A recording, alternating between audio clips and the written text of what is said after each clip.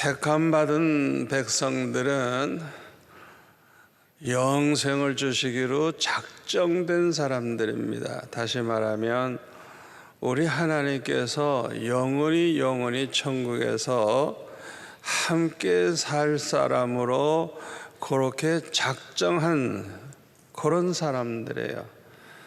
그래서 택함받은 백성들은 아주 100% 다 하나님 나라에 이제 들어가게 됩니다. 그러나 이 세상 살다가 보니까 죄를 안 범한 사람이 하나도 없는 거예요. 이 죄를 해결하지 않으면 절대 하나님 나라 못 들어가거든요. 그런데 어떻게 죄를 해결합니까? 그래서 하나님께서는 독생자 예수님을 이 세상에 보내주신 것입니다. 우리 예수님은 하나님이시고 하나님의 아들이신데 동정녀 마리아의 몸을 빌려가지고 성령으로 잉태되어서 이 세상에 오셨어요. 그래서 마태복음 1장 21절에 보니까 아들을 낳으리니 그 이름을 예수라 하라. 이는 그가 자기 백성을 그들의 죄에서 구원할 자이심이라 그랬어요. 자기 백성은 하나님의 백성, 다시 말하면 택함받은 백성, 천국에 들어가 살 그 백성을 이제 가리키는 것입니다. 창세전에 하나님이 택하시고 영생을 주시기로 작정된 그 백성을 이제 가리키는 것입니다. 구약 성경에 보면 그 이삭과 리브가 사이에서 쌍둥이가 태어나죠. 이 한부모에게서 태어난 쌍둥이지만은 에서는 택함을 받지 않았어요. 그런데 야곱은 택함을 받게 되었습니다. 그래서 이사야 43장 1절에 보니까 야곱아 너를 창조하신 여호와께서 지금 말씀하시느니라. 이스라엘이라, 이 야곱의 이름이 이스라엘이죠. 이스라엘아 너를 지으신 이가 말씀하시니라. 너는 두려워하지 말라. 내가 너를 구속하였고 내가 너를 지명하여 불렀나니 너는 내 것이라. 내가 물 가운데로 지날 때 내가 너와 함께 할 것이요 강을 건널 때 물이 너를 침몰하지 못할 것이며 내가 불 가운데로 지날 때에 타지도 아니할 것이요 불꽃이 너를 사르지도 못하리니 대저 나는 여호와 내 하나님이요 이스라엘의 거룩한 이요 내 구원자임이라. 택함 받은 백성도 물을 건너고 강을 건너고 불 가운데 지나야 될 그런 어려움이 온다는 거예요. 그러나 하나님께서 그들을 구원하시고 지켜주시겠다는 거예요. 그러니까 절대로 두려워하지 말라. 두려워하지 말라. 내가 너와 함께 하니까 두려워하지 말라 그랬어요. 4절에 보니까 내가 내 눈에 보배롭고 존귀하며 내가 너를 사랑하였은즉 5절에 보면 두려워하지 말라. 내가 너와 함께 하리라. 야, 여러분 택함 받은 백성은요 하나님 눈에 그냥 보배 같아요. 보배. 하나님의 눈에 이 택함 받은 백성은 그냥 너무 존귀한 자라는 거예요. 존귀한 자. 그리고 하나님이 이 택한 백성을 사랑하셨다는 거예요. 이야, 이게 택함 받았다는 게 이게 보통 은혜가 아니구나. 정말 큰 축복이요 큰 은혜인 것을 알 수가 있습니다. 그런데 우리 택함받은 자에게는 하나님께서 특별한 사명을 주셨어요. 사명. 첫째 사명이 뭐냐? 7절 말씀. 내 영광을 위해서 창조한 자래요. 하나님의 영광을 위해서. 아무렇게 살면 안 돼요. 하나님의 영광을 위해 창조한 자라. 두 번째로는 21절에 보니까 나를 찬송하게 하려 함이라. 이 택한 백성은 하나님을 위해 특별히 지으심을 받은 자인데 하나님을 찬송하게 하기 위해서. 그러니까 우리가 이 찬양한다고 하는 게 얼마나 중요하다는 걸 알 수가 있어요. 예? 이것을 사명감으로 알고 항상 찬양하는 분도 계시지만은 대부분은 그냥 예배 때 찬양하죠. 예배 때. 그러나 우리 하나님께서는 우리의 그 찬양 소리를 듣기를 원하신다는 걸 아시고 그저 수시로 찬양하세요. 항상 찬양하세요. 저는 어렸을 때 학교에 오고 갈 때 그냥 그 먼 거리를 걸어서 다닐 때가 많았거든요. 그러면 찬송 부르면서 갔어요. 찬송 부르면서. 그러니까 얼마나 은혜가 되는지 몰라. 항상 이 찬양하면서 이렇게 길을 갈 때 잡념도 안 생기고 얼마나 은혜가 되는지. 그런데 우리 하나님께서 그 찬양, 우리의 찬송을 그렇게 기뻐하신다는 걸 우리가 알고 우리가 이걸 사명으로 알고 해야 돼요. 사명으로. 아멘. 사명으로. 세 번째로는 이사야 43장 10절부터 보니까 증인의 사명, 증인, 나의 정으로 택하여 주셨다는 것. 이야, 그러니까 우리 하나님이 어떤 하나님인지, 하나님 외에는 구원자가 없고, 오직 하나님만이 태초부터 우리를 구원하신 분이라는 걸 증거하는 증인으로 택했다는 하나님의 증인. 이 사명을 깨닫고 사는 사람이 참 매우 적은 건 참 안타까운 일입니다. 그러므로 예수님은 우리 죄를 대속하기 위해서 십자가에 못 박혀 죽으시고 사흘 만에 부활하셔서 그 후에 이제 승천하실 때 마지막으로 이런 말씀을 하셨어요. 마가복음 16장 15절에 보면 너희는 온 천하에 다니면서 만민에게 복음을 전하라. 이 부산에서 그렇게 하라고 하신 게 아니에요. 부산에서도 하지만은 온 천하에 다니면서 이 만민에게 복음을 전하라. 우리에게 이런 사명이 있는 거예요. 마태복음 28장 18절에 보면 예수님께서 말씀하시기를 하늘과 땅의 모든 권세를 내게 주셨으니 그러므로 너희는 가서 땅끝까지 가서 모든 민족을 제자로 삼아 아버지와 아들과 성령의 이름으로 세례를 베풀고 내가 너에게 분부한 모든 주님이 하신 말씀을 가르쳐 지키게 하라. 볼지어다 내가 세상 끝날까지 너희와 항상 함께 있으리라. 우리 주님이 이렇게 말씀하셨어요. 이거는 뭐 순종해도 되고 안 해도 되는 거 아니에요. 이건 반드시 해야 되는 지상명령입니다. 그러나 많은 사람들은 순종하지를 않고 있어요. 왜 순종하지 않을까요? 첫째는 믿음이 없는 사람들이 순종을 안 해요.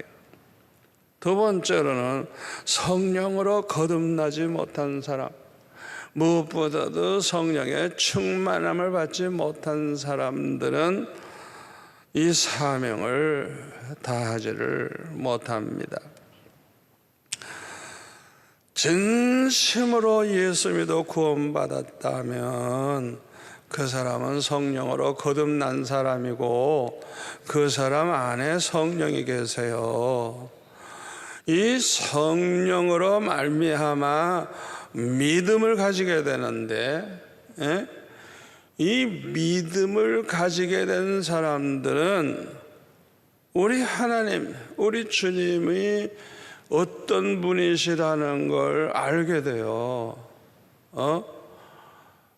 그 하나님, 그 주님이 누구라는 걸 알게 돼요. 그리고 두 번째로는 신뢰를 합니다. 왜? 그 하나님은 전지전능하시고 절대주권을 가지실 뿐만 아니라 아주 신실하신 분이라는 걸 알기 때문에 신뢰를 하게 되는 거예요. 하나님을 신뢰할 뿐만 아니라 하나님의 말씀을 신뢰해요. 우리 주님을 신뢰할 뿐만 아니라 주님의 말씀을 신뢰해요. 그래서 우리가 하나님을 믿는다고 하는 것은 곧 하나님의 말씀을 믿는 것을 말하는 거예요. 우리가 하나님을 신뢰한다는 건 곧 하나님 말씀을 신뢰한다는 거예요. 그렇기 때문에 사울 왕이 하나님의 명령을 저버리니까 사무엘이 뭐라 그래요?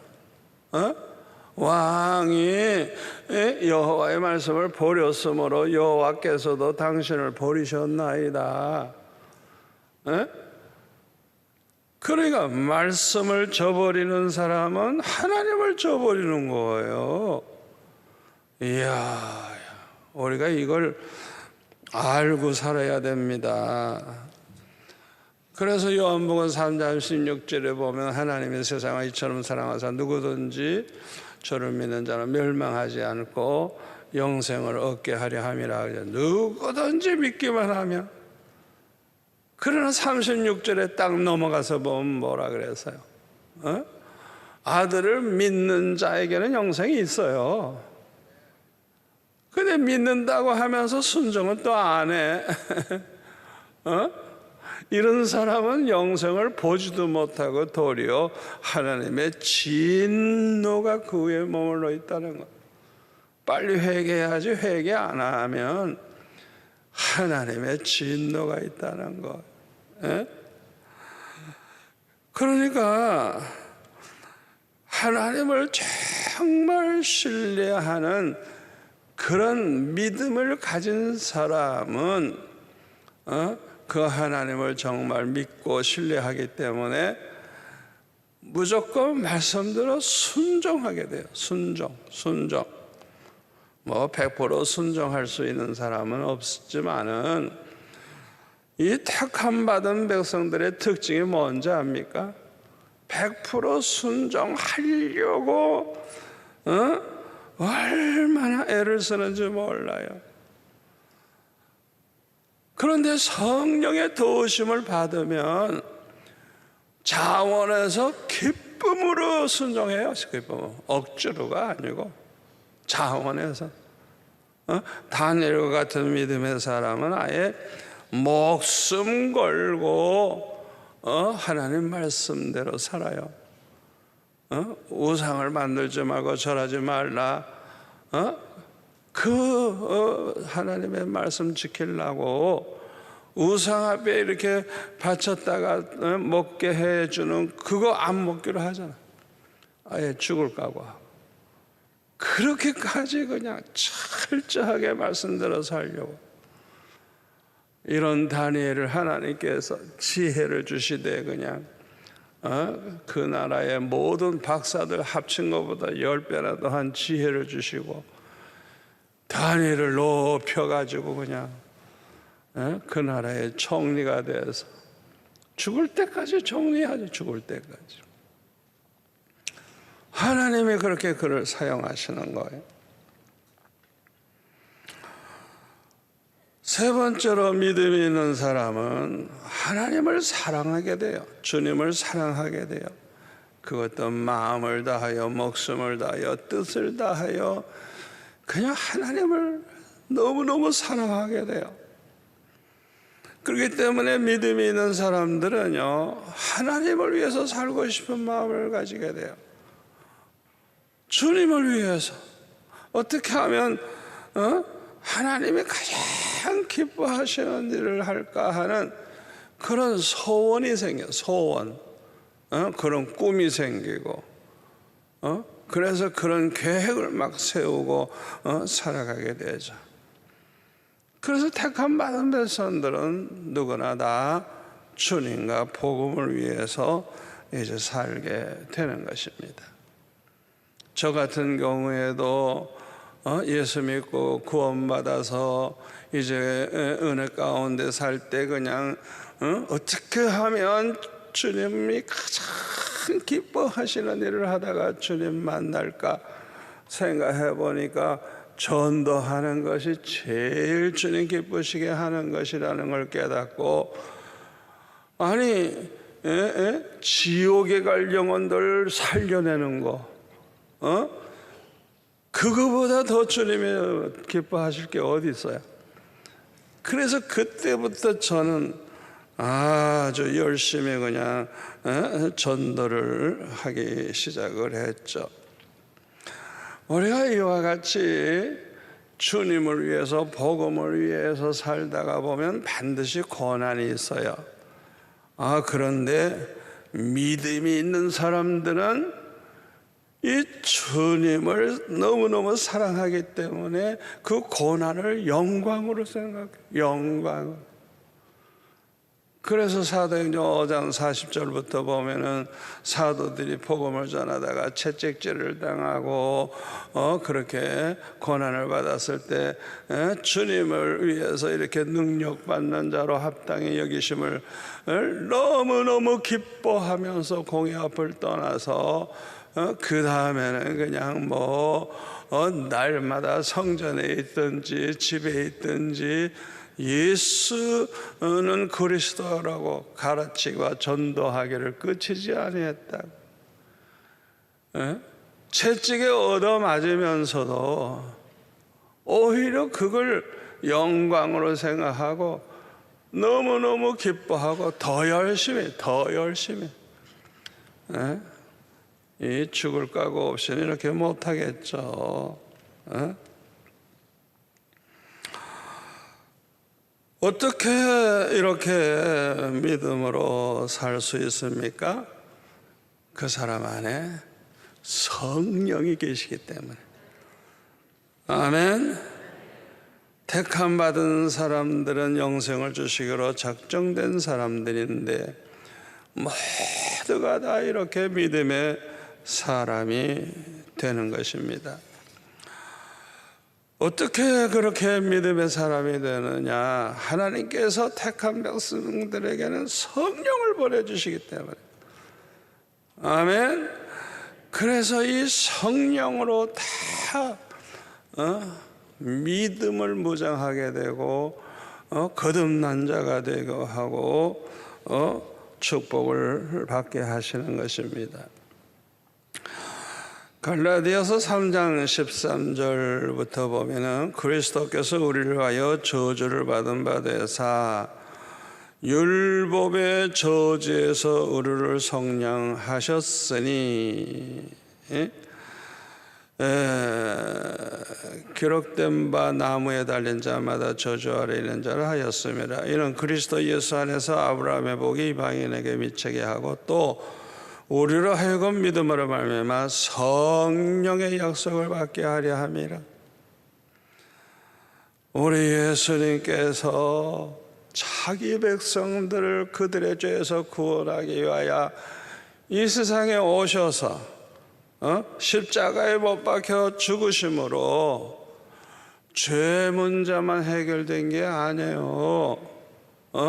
우리가 하나님의 율법대로 살지 못해서 받는 그 저주들, 그걸 다 성령받게 해줘서 저와 여러분에게는 절대로 저주가 없습니다.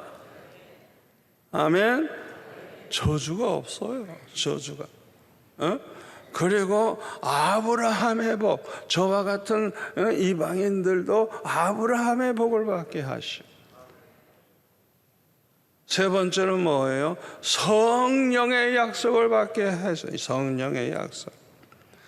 요한복음 14장 16절 이하 또 15장 16장 이렇게 쭉 보면은 성령께서 무슨 일을 하시는가 잘 나와 있어요. 여러분, 이 성령이 우리 안에 계실 때 얼마나 이 성령이 놀라운 일을 행하시고 이 성령 때문에 우리가 얼마나 축복을 받게 되는가를 우리가 알 수가 있습니다. 고린도전서 12장 3절 말씀대로 성령으로 말미암지 않고는 아무도 주를 주님을 예수를 주라 할 자가 없다 그랬죠. 그러니까 성령으로 말미암아 우리가 이렇게 믿음의 사람으로 사는 것. 그래서 로마서 8장 9절에 보면 그리스도의 영이 없는 사람은 그리스도의 사람이 아니라, 그리스도의 사람, 진정한 그 사람이 그리스도인이라면 그 안에 그리스도의 영, 성령이 계시다는. 아멘. 또 고린도전서 3장 16절에 보면 뭐라 했어요? 너희는 너희가 하나님의 성전인 것과 하나님의 성령이 너희 안에 계시는 걸 알지 못하느냐. 저와 여러분 안에는 성령이 항상 계시다는 거예요. 아멘. 그래서 택함 받은 자는 누구나 다 자기 안에 성령이 계셔서 믿음으로 살다가 구원받게 돼요. 믿음으로 구원받고 믿음으로 하나님의 자녀가 되고, 아멘. 하나님의 자녀가 된다는 건 거듭난다는 걸 의미하는 것이죠. 이 거듭난 자들만이 하나님 나라에 들어간다고 요한복음 3장에 보면 말씀하고 있죠. 요한복음 14장 16절에 보면 하나님이 보내신 보혜사 성령님은 우리 안에 영원히 함께 계신다 그랬어요. 영원히. 한 번 우리에게 보혜사 성령을 보내주시면 영원히 아멘. 영원히 함께 계신다.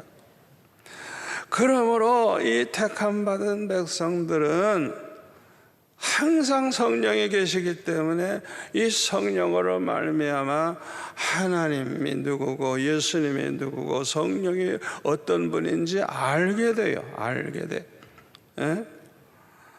그래서 자기가 알고 있는 하나님, 자기가 알고 있는 예수님, 자기가 알고 있는 성령에 대해서 세상 사람들에게 증거하는 증인의 사명을 하게 되는 것입니다.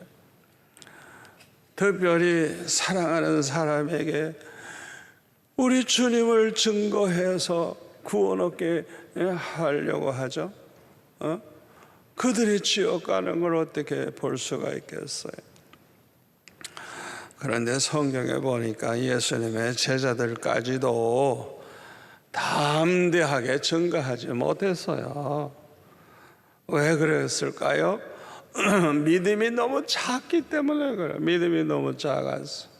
왜 이렇게 믿음이 작아요?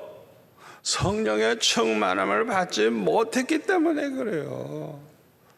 그래서 예수님께서는 승천하실 때 사도행전 1장 4절에 보면 예루살렘을 떠나지 말고 내게서 들은 바 아버지께서 약속하신 것을 기다려라. 요한은 물로 세례를 베풀었으나 너희는 몇 날이 못되어 성령으로 세례를 받으리라. 아멘.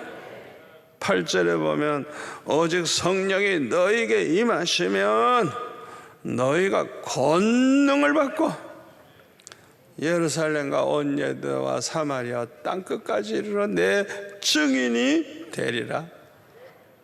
성령이 임하시면 비로소 우리 주님의 증인이 된다는 거예요. 이렇게 말씀을 해 주셨어요. 성령 충만해야 믿음이 충만해져요. 아멘.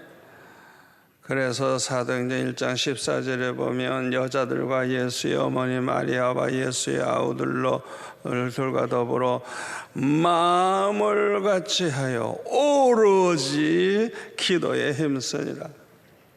약 120명의 성도들이 그냥 이 성령의 세례를 받기 위해서 아무것도 안 하고 그냥 기도만 하는 거예요. 기도만 그냥 전심으로 이 성령이 임할 때까지 그렇게 하는 거예요. 그러다가 2장 1절에 보니까 오순절이 이르렀을 때 그들이 다 같이 한 곳에 모여 있었는데 호련히 하늘로부터 급하고 강한 바람 같은 소리가 들렸어요. 그들이 앉은 언집에 가득하며 마치 불의 혀처럼 갈라지는 것들이 그들에게 보여 각 사람 위에 하나씩 임하여 있더니 눈으로 확실히 보여서요. 그냥 불이 임하는 게 보였어요. 그들이 다 성령의 충만함을 받고 성령의 말하게 하심을 따라 다른 언어로 말하기 시작하니라. 아주 그냥 확실한 체험을 하게 된 거예요. 이후에 성령의 공능을 받은 성도들은 죽음을 두려워하지 아니하고 담대하게 복음을 전하는 걸 볼 수가 있습니다. 베드로와 사도들이 담대하게 복음을 전할 때는 3,000명이 그냥 회개하고 세례를 받는 일이 일어나가지고 이야, 그러니까 그냥 교회가 그냥 얼마나 급성장합니까? 그냥 한 번에 3,000명씩 막 늘어나니까. 예수님은 우리에게 이렇게 약속을 하셨습니다. 마가복음 10장 29절에 보면은 내가 진실로 너에게 이르노니 나와 예수님과 복음을 위하여 집이나 형제나 자매나 어머니 아버지나 자식이나 전토를 벌인 사람은 현세에 있어 집과 형제와 자매와 어머니와 자식과 전토를 100배나 받되 박해를 겸하여 받고 내세에 영생을 받지 못할 자가 없느니라. 여기 보면은 우리가 하나님 앞에 바쳐서 다 없어지는 게 아니고 현세에 우리가 이 땅에 사는 동안에도 100배의 복을 받으리라. 이 100배 아주 흡족하도록 걱정할 필요가 없이 하나님이 책임지신다는 거예요. 책임지신다는 거. 주님을 위해서 사는 사람들, 복음을 위해서 모든 걸 희생하면서 사는 사람들이 이렇게 복을 받으리라고 예수님이 아주 그냥 확실하게 약속을 이제 하셨어요.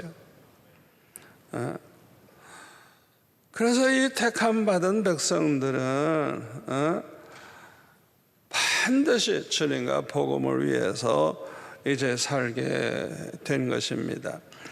요한복음 6장 38절에 보면은 예수님이 말씀하시기를 내가 하늘에서 내려온 것 내 뜻을 행하려 함이 아니요 나를 보내신 이의 뜻을 행하려 함이니라. 나를 보내신 하나님 아버지의 뜻은 내게 주신 자 중에 내가 하나도 잃어버리지 아니하고 마지막 날에 다시 살리는 이것이니라. 여러분, 하나님의 뜻은 100% 이루어집니다. 하나님이 택한 백성들, 이 사람들을 예수님께 맡겼거든요. 이 사람들 위해 예수님 십자가 지셨고 그런데 이 사람들은 하나도 잃어버리지 아니하고 마지막 날까지는 다 생명을 얻게 하신다 그랬어요. 어떻게 이게 가능하죠? 성령의 역사로 되는 것입니다. 아멘. 여러분, 예수님 말씀, 약속은 반드시 그대로 됩니다. 예수님의 약속은 그대로 이루어져 가고 있어요. 그래서 이 전도 열심히 하고 선교 열심히 하는 그 나라가 복을 받았어요. 옛날에 영국은 해가 지지 않는 나라라 그래서요, 전 세계 영국 배들이 찾아가 가지고 거기에는 꼭 선교사들이 타고 있었어요. 그래서 복음을 전하기 시작을 했어요. 그러니까 이 영국 사람들이 그렇게 복음을 전하다가 보니까 하여튼 영국이 전 세계에 제일 잘 살고 제일 강한 나라가 됐어요. 그런데 그 다음에는 미국으로 건너가서 미국 사람들이 그렇게 전 세계에 많은 선교사를 보내고 막 구제도 하고 좋은 일도 하고 그러는데 지금까지도 보면은 이 미국이라는 나라가 얼마나 축복을 받은 나라인지 그 비교를 할 수가 없어요. 유럽의 그 여러 나라 그 자동차 다 합치면 미국의 캘리포니아주에는 차 정도밖에 안 된대요. 그러니까 우리가 이 미국의 규모가 얼마나 크다는 걸 잘 모르는데 그렇게 하나님께서 축복하신 큰 나라입니다. 그렇게 강하고 그렇게 큰 나라가 된 거예요. 그런데 우리 한국 교회가 또 그 선교를 하기 시작하는데 우와 2만 명 3만 명 그냥 선교사를 파송하고 우리 교회만 봐도 그냥 젊은 사람만 가는 게 아니라 연세 많은 분들도 그냥 말년을 그냥 선교하다가 주 앞에 가겠다고 해가지고 선교들 하시는데 와, 이분들이 선교 진짜 잘해요. 정말 헌신된 분들이고 평생 살아가면서 여러 가지 이 경험이 있으니까 얼마나 열매가 좋은지 몰라요. 그러니까 이 한국의 선교붐이 일어나면서 한국이 경제 10대 그런 강국이 돼버린 거예요. 예수님은 절대 거짓말 하시는 분이 아니에요. 아멘. 그런데 오늘날 전도도 하지 않고 선교도 하지 않는 교회가 너무 많아요. 여러분, 이런 교회들을 가만히 보세요. 분쟁이 없는 교회가 없어요. 그리고 큰 시험에 빠져 있고요. 이 재정 문제냐, 빚이 많아가지고 허덕여요. 특징이. 제가 어렸을 때 자라난 그 교회도 전도 운동 해본 적도 없고요. 내 기억은 한 번도. 선교사는 한 번도 보낼 생각도 안 하고 그냥. 그러니까 제가 보니까 그냥 항상 분쟁이 있어. 그리고 분열이 돼요. 자꾸 분열이 돼. 그래가지고 그냥 교회가 그냥 나누어지고 몇 개 교회로 나누어져가지고 교회가 쪼그라들어 버리는 거예요. 아이고, 세상에 얼마나 부끄러워요. 지금도 말이죠, 서로 원수가 돼가지고요, 만나도 못 본 척해요. 말도 안 하고 서로 욕을 하고 싸우는데, 와, 이건 교회가 아니에요. 지옥이에요, 지옥. 그러니까 평생 수십 년 동안 제가 어렸을 때부터 나가던 그 교회인데 전도운동이라는 걸 몰라. 아예 선교 말도 안 많게. 그 교회는 분쟁밖에 일어날 일이 없고, 그런 교회는 그저 분열만 되는 거예요.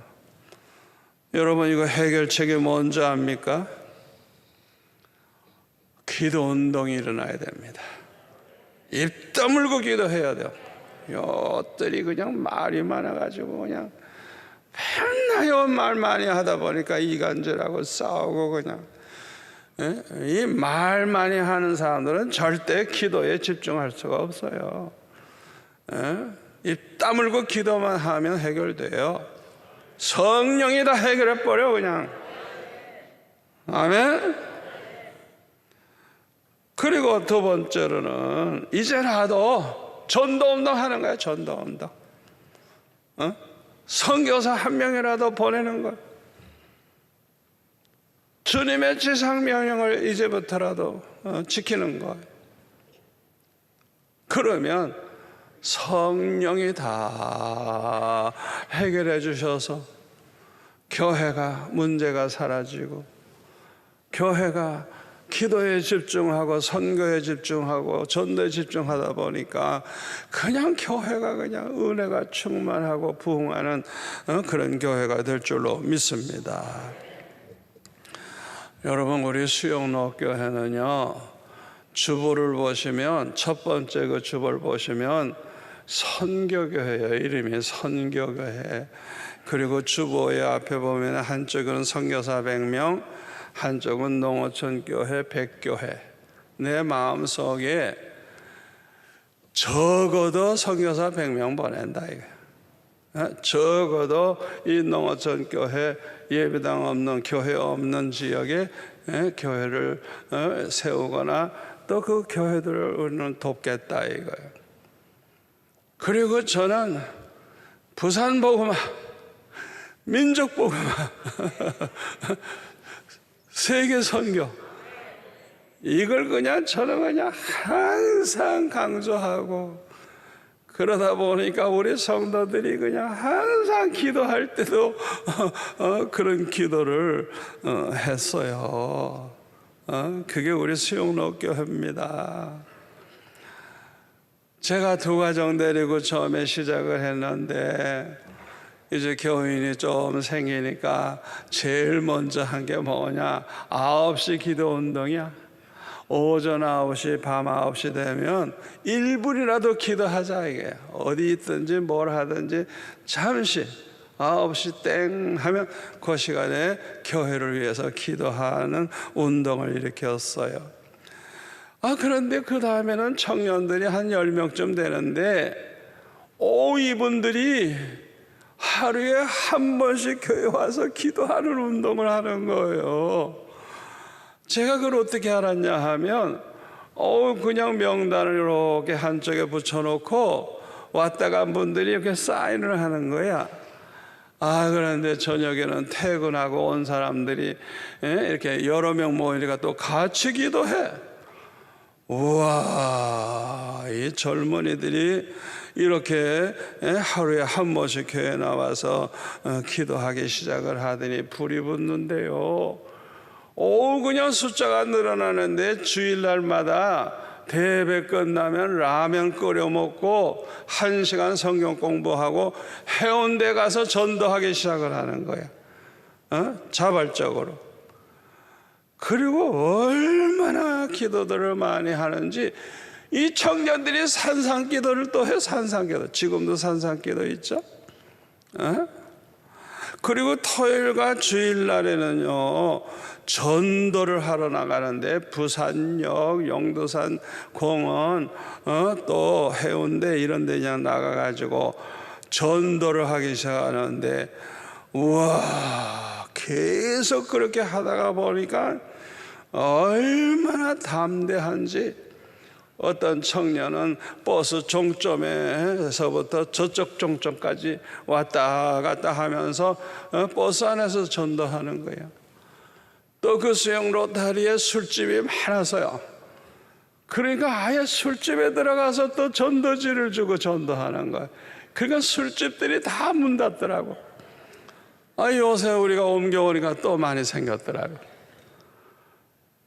이 청년들이 두려움이 없어, 두려움이. 그분들이 또 남전도 회원이 되니까 이 남전도에서도 또 청년회 때 하던 그 실력이 나타나는 거예요. 이분들 중에 또 장로님이 되니까 또 장로님들도 나가서 그냥 막 전도하기 시작을 하고. 이 청년들이 글쎄 개척한 지 얼마 되지도 않았는데 글쎄 총동원주의를 지킨대나 500명 목표래.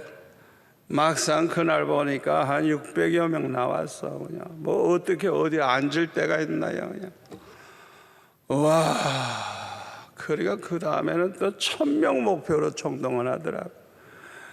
그러니까 저는요 우리 청년들 때문에 수지 맞은 거예요. 그냥 그분들 때문에 교회가 그냥 항상 살아있고 그냥 막 그냥 이 전도 운동이 일어나는데, 그리고 우리가 3년쯤 됐을 때 용당에다가 교회 하나 세워서 시작했어요. 용당교회 지금은 아주 커졌어요. 또 그 3년째 되던 해에 대만 선교하기 시작을 했어요. 지금은 수백 교회들, 지방 교회들을 돕고 있죠. 또 1300여 명의 선교사 파송해서 파송도 하고 또 돕기도 하고. 또 우리 교회 지금 함께 동력하던 우리 교역자들이 다른 교회 담임 목사라도 가지만 개척하신 분들이 많아요. 그래가지고 이분들이 그냥 나를 초대를 해가지고 행사 때마다 부르는데, 와, 장로님 세운 교회도 있고요. 우리 교회 평신도 그냥 서리 집사였던 분이 장로가 되더라고. 그런데 알고 보니까 이 기도대장들, 전도대장들, 이런 분들이 많이 가서 목사님들을 돕고 있더라고요. 이야, 어떻게 보면 그냥 알짜들이 빠져가지고 그냥 가서 그냥 사명감을 가지고 그냥 그래가지고 많은 교회가 지금 세워지고 있어요. 지금 우리 주님이 얼마나 기뻐하실까요? 우리 교회는 지나간 수십 년 동안 이 부산을 복음화하겠다고 얼마나 기도했는지 몰라요. 또 열심히 전도했어요. 아예 전도 담당 목사가 따로 있는데 이건 아주 전문가야, 전문가 그냥. 그리고 이 전도팀들, 헌신된 성도들이 그냥 몇백 명이 그냥 그 목사님 중심으로 해서 일주일에 하루는 전도하는데 얼마나 놀라운 일이 일어나느냐. 1년에 새신자가 10,000명이나 될 때도 있었어요. 10,000명. 그렇게 놀라운 역사가 일어났습니다. 그러나 요새는 기쁨을 잃어버린 사람이 너무 많아요. 요새는 간증자가 없어요. 왜 그럴까요? 전도하지 않기 때문에 그래요. 복음을 전하지 않기 때문에 그래요. 여러분 왜 답답합니까? 왜 형식적인 신앙생활을 그저 반복하게 됩니까? 왜 심령이 메마르고 세상 걱정, 근심, 불안한 마음으로 가득 차게 되었습니까? 여러분 신앙생활에 연수나 자랑하지 마세요. 우리는 예수 그리스도의 십자가 군병으로서 복음을 들고 나가야 됩니다. 그리할 때 주님이 어떻게 함께 하시는가를 체험하게 되고 또 놀라운 능력과 기적을 체험하게 될 것입니다. 이렇게 될 때 날마다 그냥 간증거리가 그냥 가득 차게 되고 수많은 사람들이 주께 돌아오는 것을 보게 될 것입니다. 아멘. 택함 받은 백성들은 반드시 주님과 복음을 위해서 삽니다. 여러분 한 번도 빠짐없이 이제부터라도 목표를 정하고 나를 통해서 한 영혼이라도 내가 구원해야 되겠다. 나를 통해서 내 가족, 형제, 이웃, 친구 누구든지 한 영혼이라도 멸망할 영혼을 살려야 되겠다.